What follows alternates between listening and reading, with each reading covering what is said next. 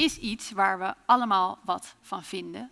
Maar sommige mensen wijden er echt elke minuut van de dag aan. Dat geldt zeker voor Ran Cohen. Hij heeft zich op veel verschillende plekken ter wereld ingezet voor publieke veiligheid en tegen ondermijning. Welkom, Ran. Thank you very much. How are you and where are you at the moment? I'm in sunny Tel Aviv, so it's great to be here and great to be with you. Thank you. It's great having you here. On a screen, but still. You know a lot about how people from all over the world experience safety. How about yourself? When was the last time you felt unsafe? Visiting new places or meeting other cultures, from our instincts, put you out of place or space sometimes.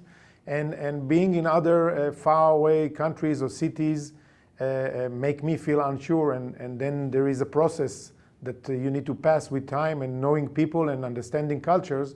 And then, let's say, the subconscious is relaxing and then we can feel more comfortable. But this is human nature. Yeah, getting to know that new space and the way things are going there, yeah.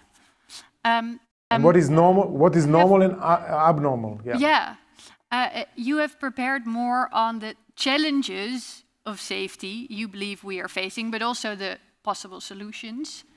I would say the floor is yours. Tell us more. Today I want to talk to you about undermining prevention. From my perspective, from my global, international experience, I want to share with you some thoughts. So, from the global approach, even if they don't call it undermining, it's everywhere.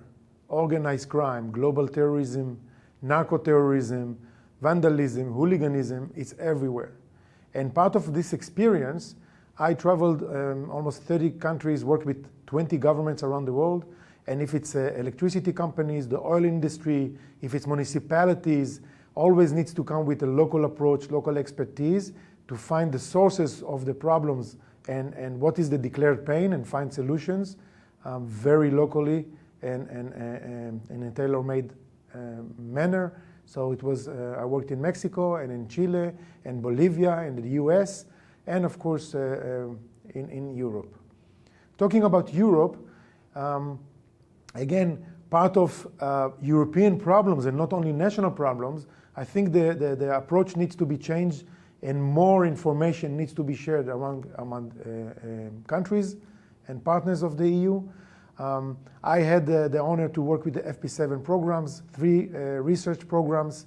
What I was missing is boots on the ground approach and practical solutions coming and sourcing out of an amazing research information that needs to be generating actions and solutions on the ground level, and that's what I'm doing since then. In the Netherlands, and I'm working in the Netherlands since 2007, so I'm observing your culture, your NGOs, public and government, and that long.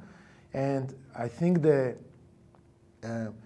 proof of what should we do on undermining and practical solutions is what we did 6 or 7 years ago in Breda, and that was actually undermining in practice before the undermining name was given. We trained in one city volunteers, nightlife employees on the Bosstraat, NS, were police officers, gemeente BOA, private security that work for the municipality, all of them in the same standard, all of them how to be more observant on activities, anomalies for public safety in the streets. So safety and security is subjective. The sense of security is very personal, and part of reverse engineering or a feedback, we need to come to the crowd and to the public and to the citizens and say, what are your worries? Do you feel safe? And out of that, we try to look for solutions and actions. Multicultural environment, we need multicultural approaches, more knowledge, more content in the training, hospitality approach, to understand biases and emotions, to understand thoughts and beliefs, to create the right solutions in the right engagements.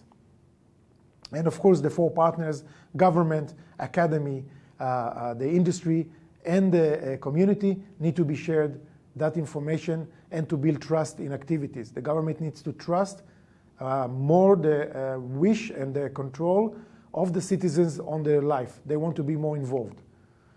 So what is undermining in my approach? The undermining, as I already showed you, the way I see it is actions. We need to act. Government needs to lead. Private-public partnership needs to broaden up. We need more SMEs. We need more companies that they have specific expertise from procedures and protocols, from research, technologies, tools, and trainings.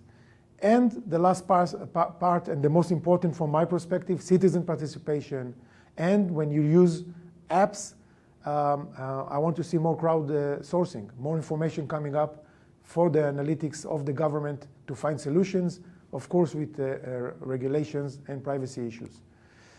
Time is of the essence. We need to try to speed up actions in the undermining approach and to create quicker parts of actions that from start to end, it will be shorter. We don't have a lot of time to waste.